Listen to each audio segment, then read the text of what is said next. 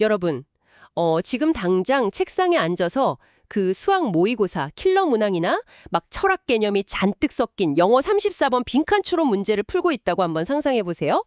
20분째 같은 문제만 뚫어져라 쳐다보는데 머릿속 톱니바퀴가 막 뻑뻑하게 돌아가고 진짜 문자 그대로 뇌에 쥐가 날 것 같은 고통이 밀려옵니다. 진짜 수험생이라면 누구나 겪어본 아주 끔찍한 순간이죠. 맞아요. 바로 그때 책상 끝에 뒤집어 놓은 스마트폰이 징 하고 울립니다. 마치 지역에서 동아줄이라도 내려온 것처럼 얼른 폰을 집어들죠. 그리고 그 카카오톡 알림을 확인하는 순간 막 팽팽했던 긴장이 훅 풀리면서 묘한 안도감이 듭니다. 그런데 여러분, 방금 여러분이 그 폰을 집어든 찰나의 순간 뇌가 진짜로 똑똑해질 수 있었던 유일한 기회를 공중으로 날려버렸다는 사실을 알고 계셨나요? 와, 시작부터 아주 뼈아픈 시나리오네요. 방금 말씀하신 그 뇌에 쥐가 나는 고통을 회피하려는 본능, 그게 바로 수많은 수험생들이 매일 독서실에서 10시간씩 앉아 있으면서도 성적이 오르지 않는 가장 치명적인 이유거든요. 그러니까요. 그래서 오늘 저희가 준비한 이 심층 분석이 여러분의 공부 패러다임을, 아니 진짜 인생의 작업 방식을 완전히 뒤집어 놓을 거라고 확신합니다. 오늘 우리가 아주 깊게 파헤쳐 볼 자료는 바로 2027학년도 수능 특강 영어 17강 1번 지문입니다. 주제는 Deep Work vs Shallow Work, 즉 심층 작업 대 피상적 작업이죠. 네, 정말 수능 출제자들이 사랑에 맞지 않는 완벽한 대조 구조를 가진 텍스트죠. 네, 하지만 여러분, 오늘의 미션은 단순히 이 영어 문장들을 한국어로 직독직해 해주는 그런 뻔한 게 아닙니다. 이 텍스트 안에 숨겨진 인지과학적 메커니즘을 뜯어보고 왜 출제자들이 이 개념에 열광하는지, 그리고 실제 수능 시험장에서는 이 논리 구조가 어떻게 우리를 함정에 빠뜨리는지 그 치트키를 해독해 볼 겁니다. 여러분의 공부 패턴에 엄청난 아하 모먼트를 선사할 준비가 되셨나요? 바로 지문 속으로 다이브해보죠. 좋습니다. 사실 수능 영어 지문을 볼 때 특히 고난도 문항으로 출제되는 글들은 막 그저 조인 교훈을 주는 에세이가 절대 아니에요. 철저하게 설계된 논리적 아키텍처, 그러니까 뼈대를 가지고 있죠. 이 지문은 인간의 뇌가 정보를 처리하는 두 가지 완전히 다른 방식을 해부하고 있습니다. 네, 그 첫 번째 방식이 바로 앞서 말씀드린 고통스러운 뇌의 상태, 즉 딥워크인 거죠. 지문의 첫 문장이 그 핵심을 아주 강렬하게 정의하고 있는데요. 제가 한번 영어 원문으로 읽어보겠습니다.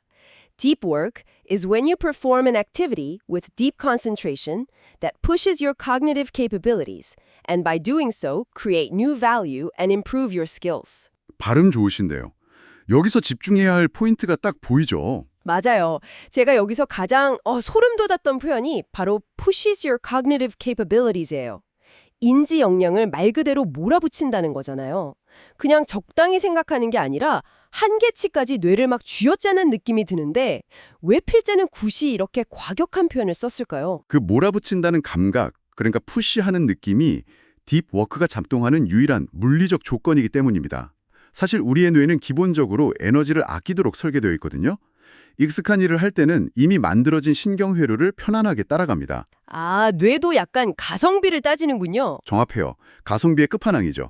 하지만 한 번도 풀어보지 못한 수학 문제의 논리를 전개하거나 복잡한 영어 구문의 구조를 뜯어고칠 때는 뇌에 완전히 새로운 신경회로를 강제로 뚫어야 합니다. 도로가 없는 험한 산 속에 다이너마이트를 터뜨려서 터널을 뚫는 것과 같아요. 당연히 엄청나게 고통스럽고 인지적 에너지가 팍팍 소모되죠. 오, 그러니까 공부할 때 막 두통이 오고 피곤한 게 뇌가 고장나서가 아니라 지금 내 머릿속에서 터널이 막 뚫리고 있다는 물리적 증거였군요. 바로 그겁니다. 그 고통스러운 임계점을 넘어야만 문장의 후반부에 나오는 create new value and improve your skills, 즉 새로운 가치를 창출하고 실력이 퀀텀 점프하는 결과가 따라옵니다. 자, 이걸 출제자의 시선에서 한번 볼까요? 네, 선생님 시선 딱 장착하고 어떻게 나올까요? 수능 출제위원들은 학생들이 단순 암기, 즉 shallow processing을 하는지 아니면 깊은 사고인 deep processing을 할 수 있는지를 평가하고 싶어 합니다. 그렇기 때문에 방금 읽으신 이 pushes your cognitive capabilities라는 구문은 빈칸 추론 문제의 정답 선지로 변형되기 완벽한 타겟입니다. 와, 31번에서 34번 사이 그 무시무시한 빈칸 추론이요. 네, 맞습니다. 글의 표면적인 내용이 아니라 성장의 근본적인 메커니즘을 묻는 핵심이기 때문이죠. 진짜 타겟이네요. 단순히 영단어를 아는 게 문제가 아니라 이 몰아붙임과 실력 향상 사이의 인과관계를 이해해야만 답을 고를 수 있겠어요. 그런데 전문가님, 지문이 여기서 멈추지 않고요. 이 딥워크를 하기 위한 아주 까다로운 전제 조건을 하나 툭 던집니다. 네, 아주 중요한 조건이 뒤따르죠. 제가 읽어볼게요.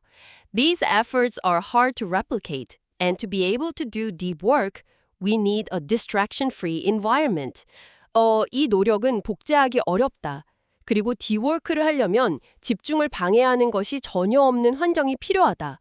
저는 솔직히 여기서 약간 의문이 들었거든요. 어떤 부분에서요? 아니 요즘 독서실 가면 백색 소음도 막 틀어놓고 카페에서 공부하는 카공족들도 에어팟 끼고 집중 잘만 하던데 왜 굳이 완벽하게 방해받지 않는 distraction free 환경이 필수 요건이라고 딱 못 박은 걸까요? 그건 뇌과학에서 말하는 주의력 잔류, 영어로는 attention residue 현상 때문입니다. 주의력 잔류요. 찌꺼기 같은 건가요? 맞습니다. 만약 우리가 고도의 집중력을 요구하는 작업을 하다가 단 1초라도 카카오톡 알림을 보거나 인스타그램 피드를 휙 넘기면 어떻게 될까요? 뇌의 주의력 중 일부가 방금 본 그 새로운 정보에 철썩 달라붙어 버립니다. 헉, 그럼 다시 책으로 돌아와도 네, 다시 원래 풀던 수학 문제로 돌아와도 우리의 인지 능력은 100%가 아니라 70%, 60%로 떨어진 상태로 덜컹거리며 작동하는 거죠. 와, 물리적으로는 분명히 다시 책을 펴고 있는데 내 뇌의 30%는 아직 그 단톡방에 남아있다는 거네요. 소름이다 진짜. 그렇죠. 앞서 딥워크는 인지 역량을 100%, 아니 110%까지 극한으로 푸시해야 한다고 했잖아요. 그런데 주의력이 분산된 상태에서는 아무리 책상에 오래 앉아 있어도 그 임계점을 절대 뚫을 수가 없습니다. 연료가 막 줄줄 새고 있는 로켓으로는 대기권을 돌파할 수 없는 것과 같은 이치예요. 연료가 새고 있는 로켓, 진짜 찰떡 같은 비유네요. 결국 최상위권 학생들이 막 독하게 스마트폰을 폴더폰으로 바꾸거나 아예 집에 던져두고 독서실에 가는 이유가 단순히 멘탈이 약해서 유혹을 차단하려는 게 아니라 뇌의 인지적 임계점을 뚫기 위한 아주 치밀하고 과학적인 전략이었던 거네요. 아주 정확한 통찰입니다. 그래서 필자가 hard to replicate라고 한 겁니다. 이 집중의 상태는 누구나 쉽게 흉내낼 수 있는 게 아니거든요. 스마트폰을 끄고 외부 세상과 완전히 단절하는 그 극단적인 결단력, 그리고 터널을 뚫는 고통을 감내하는 사람만이 가질 수 있는 희소한 능력인 거죠. 진짜 뼈맞는 기분입니다. 자, 여기까지가 지문이 제시하는 아주 이상적인 뇌의 활용법이었습니다. 하지만 여러분, 글의 중반부로 넘어가면서 필자는 우리의 뼈를 때리다 못해 순살로 만들어버리는 아주 냉혹한 현실을 거울처럼 비춰주기 시작하죠. 분위기가 싹 반전되는 구간이죠. 네, 흐름이 확 바뀌는 변곡점이 등장합니다. 제가 읽어볼게요.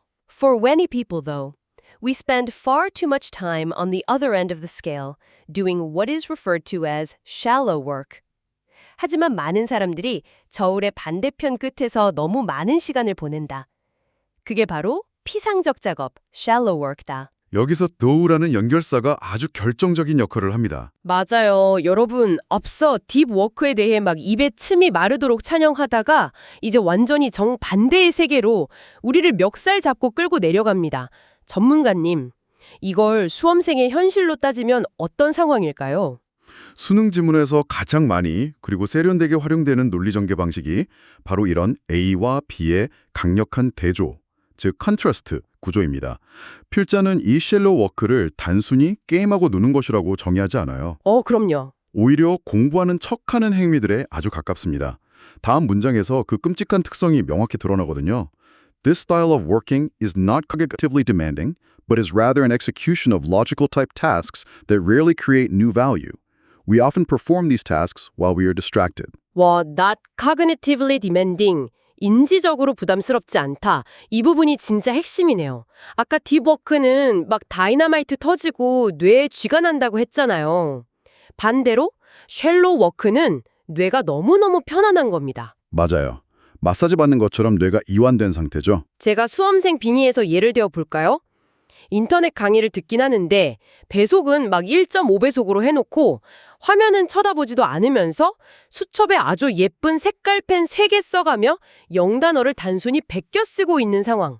그 와중에 귀로는 유튜브 플레이리스트 배경음악을 듣고 있고요. 완벽한 그리고 아주 흔한 예시네요. 손은 막 바쁘게 움직이고 있고 책상 앞엔 앉아 있으니 부모님이 방문 열고 보시기엔 엄청 열심히 공부하는 것 같지만 실제로 뇌는 아무런 저항도 고통도 느끼지 않는 평온한 상태. 이게 바로 전형적인 샬로우 워크군요. 러닝머신 위에서 죽어라 달리는 모습을 한번 상상해 보세요. 땀도 뿔뿔 나고 숨도 턱턱 차고 다리도 아픕니다. 스스로는 막 엄청난 거리를 달렸다고 느끼지만 기계에서 헉혁대면 내려와 보면 사실 단 1cm도 앞으로 전진하지 않았죠. 샬로우 워크가 정확히 이렇습니다. 1cm도 전진하지 않았다. 와... 네, 새로운 가치를 거의 창출하지 않고 아까 원문에서 rarely create new value라고 했죠. 그리고 산만한 상태에서 수행된다. distracted. 자, 그럼 출제자들은 이 기가 막힌 대조 구조를 어떻게 수능 문제로 요리할까요? 아까 전문가님이 for many people도 하면서 글의 무게중심이 훅 이동했다고 하셨잖아요.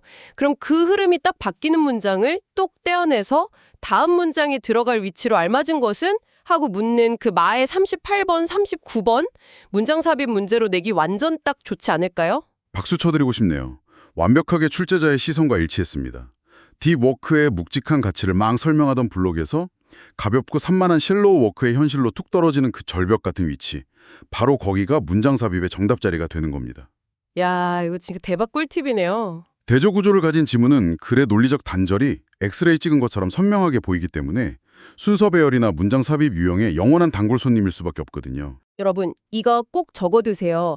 지문을 읽을 때 그냥 한국어로 번역만 하지 말고 아, 여기서 러닝머신 위로 떨어지는구나 하고 논리적 흐름이 확 바뀌는 스위치를 찾는 연습을 해야 한다는 거네요. 맞습니다.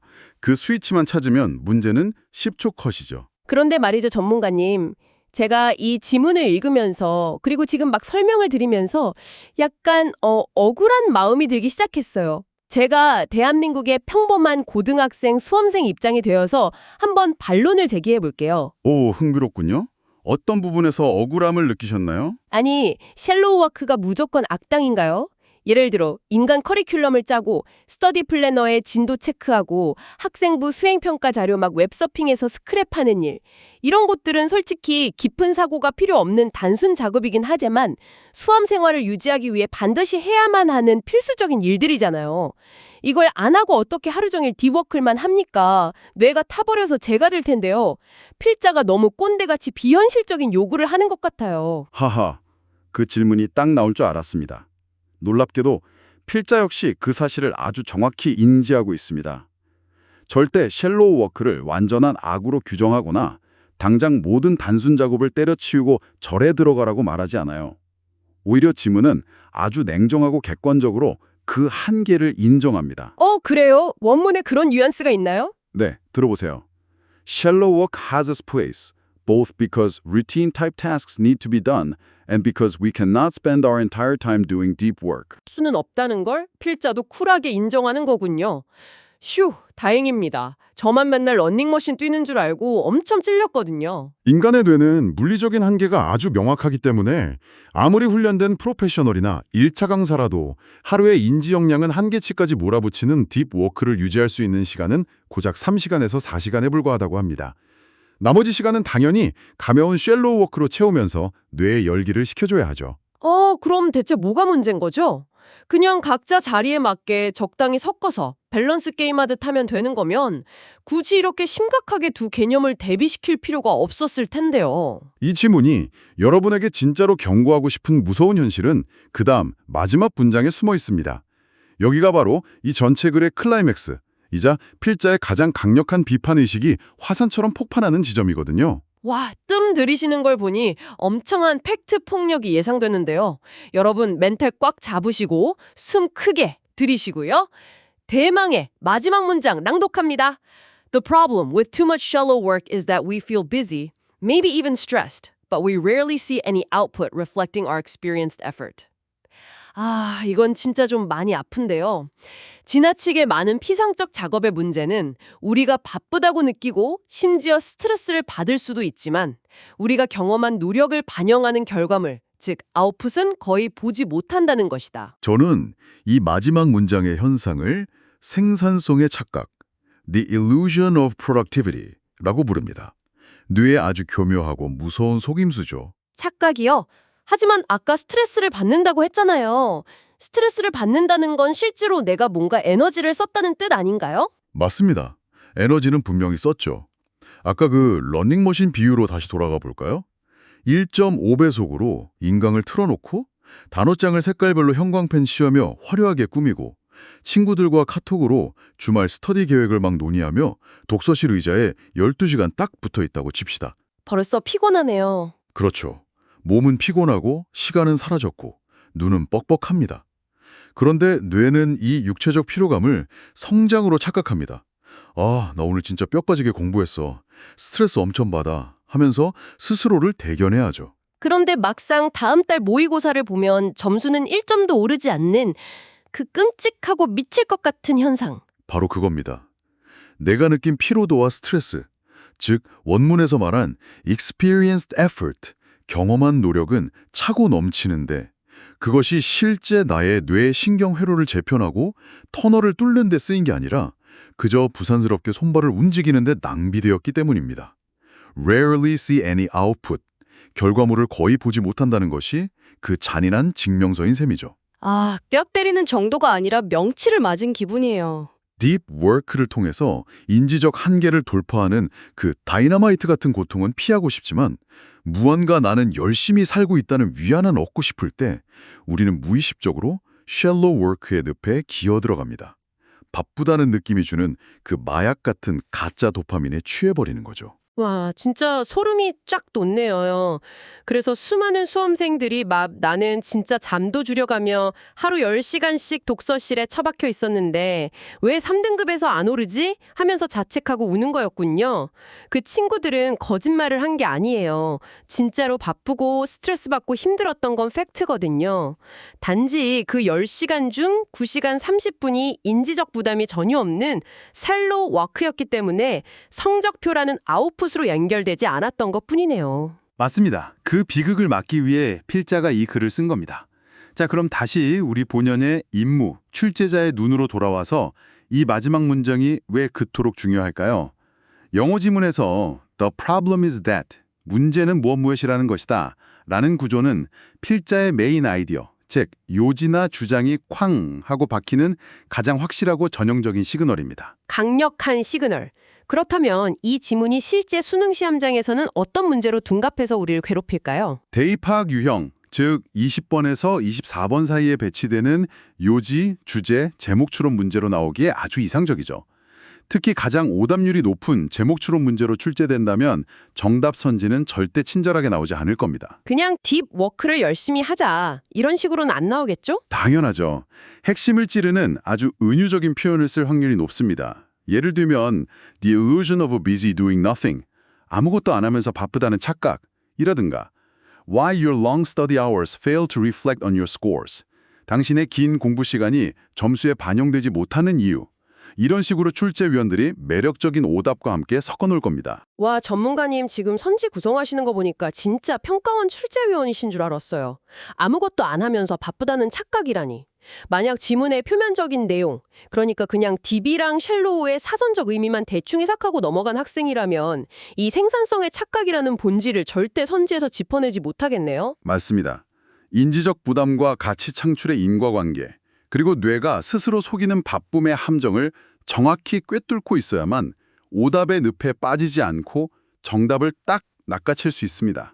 이것이 바로 우리가 단순 번역이 아닌 이런 심층 분석을 훈련해야 하는 이유죠. 오늘 진짜 단순한 영어 지문 분석을 넘어서 수험 생활의 치트키, 아니 인생의 치트키를 발견한 기분입니다. 어느덧 우리가 이 엄청난 텍스트와 함께 깊이 잠수했던 심층 분석을 마무리할 시간이 다가오고 있는데요. 시간이 정말 훅 가네요. 그러니까요. 오늘 다룬 2027학년도 수능 특강 17강 1번 지문, 뇌를 극한으로 몰아붙이는 고통을 수반하지만 유일하게 실력을 퀀텀 점프시켜주는 딥 워크와 인지적 부담 없이 우리를 바쁘다는 착각에만 빠뜨리는 쉘로우 워크의 팽팽한 대조를 아주 낱낱이 살펴보았습니다. 빈칸 추론, 문장 삽입, 그리고 대입 파악까지 수능 영어의 모든 킬러 유형으로 변신할 수 있는 완벽한 아키텍처를 가진 지문이었죠. 네, 오늘 우리가 해체해본 이 뼈대와 논리적 흐름을 완벽히 이해하셨다면 이 지문이 내신 시험이든 수능 시험이든 어떤 옷을 갈아입고 나오더라도 여러분은 단 10초 안에 출제자의 의도를 꿰뚫어 볼 수 있을 겁니다. 확신합니다. 절대 안 틀릴 거예요. 하지만 여러분, 오늘 우리가 얻은 가장 큰 수학은 단순히 시험 문제 하나를 더 맞히는 데 그치지 않죠. 저는 여러분이 오늘 배운 이 개념을 지금 당장 여러분의 책상 위로, 여러분의 매일의 삶 속으로 끌고 들어왔으면 좋겠어요. 오늘 하루 여러분의 공부 흔적을 한번 솔직하게 되짚어 보세요. 누리에 쥐가 날 것 같은 고통을 견디며 한계를 몰아붙였습니까?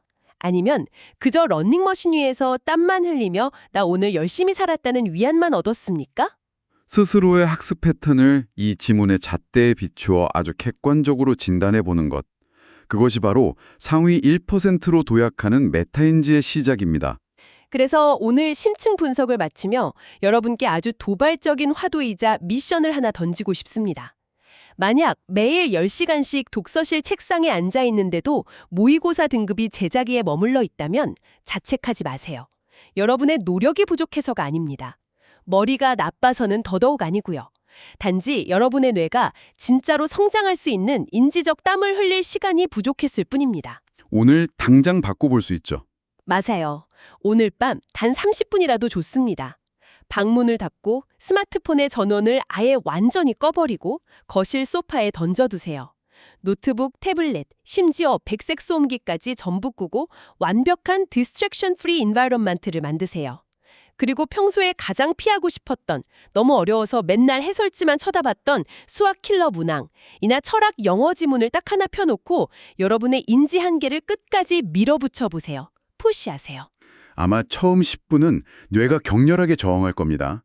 당장 폰을 찾고 싶고 책상에서 도망치고 싶을 거예요.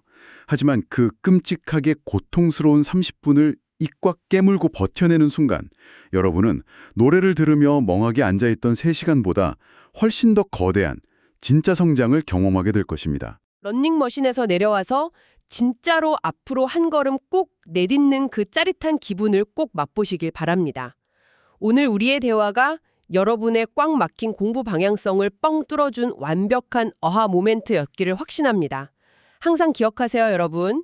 중요한 것은 얼마나 오래 앉아 있었느냐가 아니라 얼마나 깊게 잠수했느냐입니다. 흔들림 없는 여러분의 치열한 집중을 저도 진심으로 응원합니다. 오늘 밤 여러분만의 진짜 디벅을 당장 시작하세요. 저희는 다음 시간에 여러분의 뇌를 또 한 번 번쩍 깨워줄 새로운 심층 분석으로 돌아오겠습니다. 여러분 화이팅! 지금까지 수험생을 위한 통찰의 시간, 오늘의 심층 분석이었습니다.